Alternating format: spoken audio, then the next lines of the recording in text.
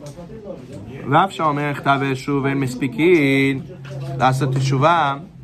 He says, we were talking last time how a person has to do teshuvah and stay away from the klipa, stay away from the evil forces.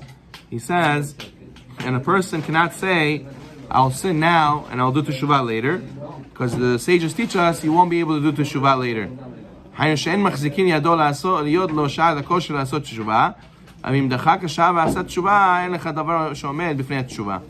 He says the person cannot sin on purpose and say afterwards, oh, I'll just do teshuvah later, because Hashem will not allow you to do teshuvah later. The person has to know, to do teshuvah, you need help from above. You need help from God. How many times we say we're going to make a diet? How many times we said we're going to go and change our ways? And the next day we wake up and we have no desire, we are not motivated anymore. Same thing that can happen. A person says, oh, I'll do sins today. When I'm older, I'll do teshuvah. Hashem doesn't allow you to do teshuvah. Hashem will make it that you will change your mind. Hashem will make it that you won't be able to do it. You won't have the assistance to beat the Yetzirah. But if you grab the moment and do teshuvah now, you don't say I'll do teshuvah later, so you should know nothing stands in the way of teshuvah.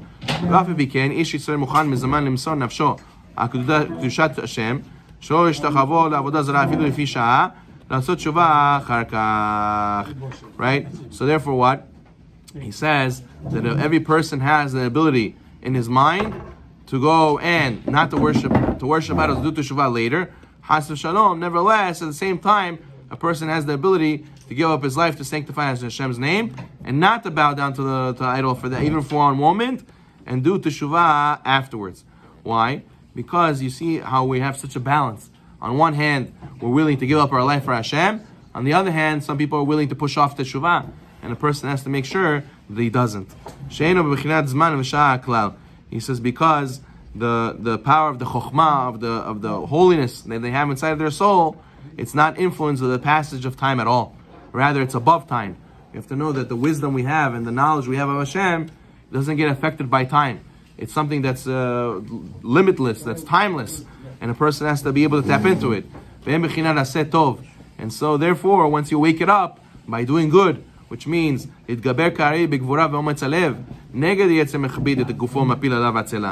person has to use his desire and his love for Hashem for to be able to do mitzvot, not just not to hold himself from doing averot. He has to use it to push himself to do mitzvot.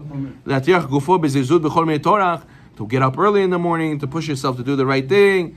There's a lot of strenuous things. There's a lot of mitzvot that you have to go and not be lazy to do. And that you have to remind yourself of all the holiness and the emunah that you have in Hashem to motivate yourself to go and do this.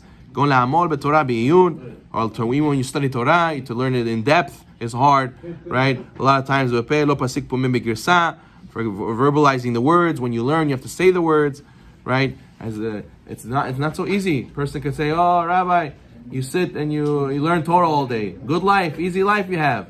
As you know, the famous story where there was the construction workers. There was construction workers. They saw the rabbi on the balcony learning, and he was sipping chai. They say, "Oh, Rabbi, good life you have. You sit, chai piyur, reading all day knigi." So then he said to them, "Oh yeah, you guys think it's an easy life I have? Come. How much you get paid a day working construction?" They said, "A couple $100." He said, "Come, I'll pay you. Come 9 a.m. tomorrow, work for me." So they all came in the morning, and he said, "Okay, Rabbi, tell us the hard job we're going to have today." He says, "Come, you know how to read?" He says, "We don't know how to read Torah, we know how to read Tehillim." He says, "Come." He gave him Tehillim. He says, 9 to 5 now. 9 to 5. Davai, chitai. Read. So they're reading. Then his eyes get tired. So he drinks some tea. His throat gets tight, dry. He drinks tea. He's reading. He's going crazy already. The room is spinning. He look up, and what time it says? 10 o'clock. Oh, what is this? I can't anymore. I can't even look at the book anymore. It's only 1 hour you did. Whoa, you need to 9 to 5. You said it's an easy life. No, Rabbi, okay. We go back to construction. I'm sorry. We close our mouth. We're not going to talk about you anymore. So you see, it's not easy. to push yourself, not to be lazy. So therefore, a person has to realize that you have to remind yourself of the emunah you have in Hashem to push yourself to be loyal. What is loyal? Ox. He knows who's his owner. He is not going to work for somebody else. Donkey, he knows. The owner says to work, I have to work. I know he's going to pay me. He's going to give me food afterwards. I know it's not going to be working forever. Soon it's going to be sundown. Day's going to be over. We're going to go home, relax. The same thing with us and Hashem. We have to do our job. We have to go push ourselves.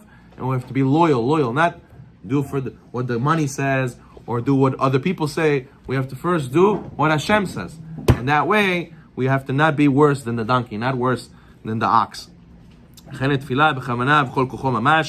Also to pray.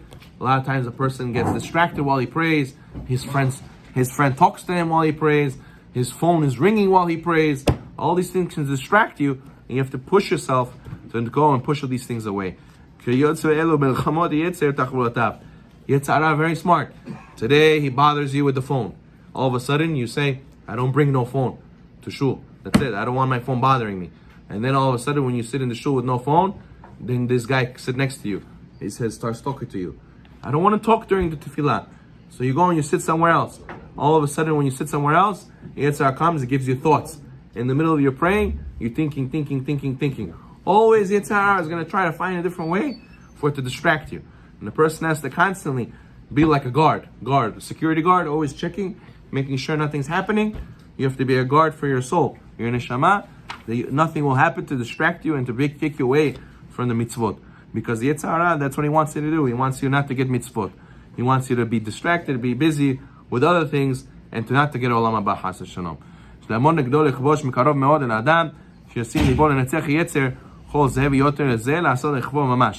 the person has to be careful not to fall into the Yetzirah, who wants you to do the opposite, to do evil, to just give into your desires. Be lazy. It's okay. You could do later. You could do mitzvot different time. You do teshuvah later. It's okay. He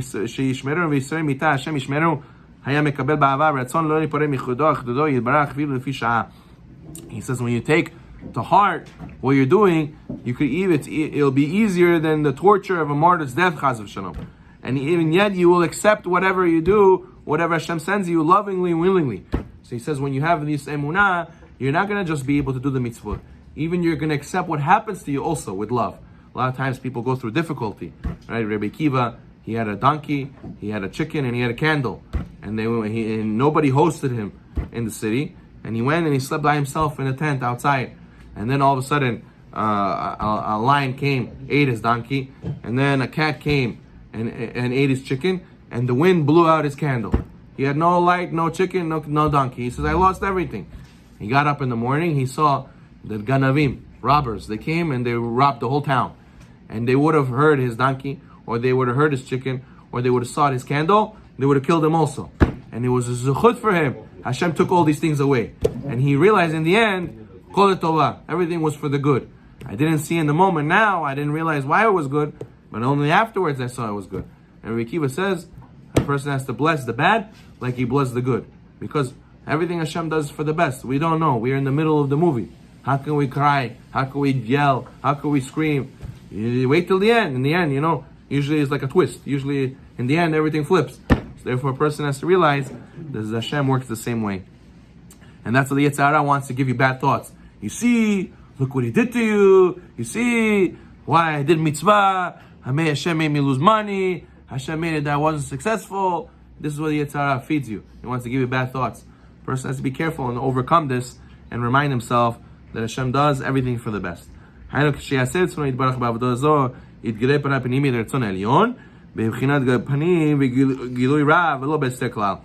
you carry out Hashem's will and you push yourself, then Hashem will give you His face.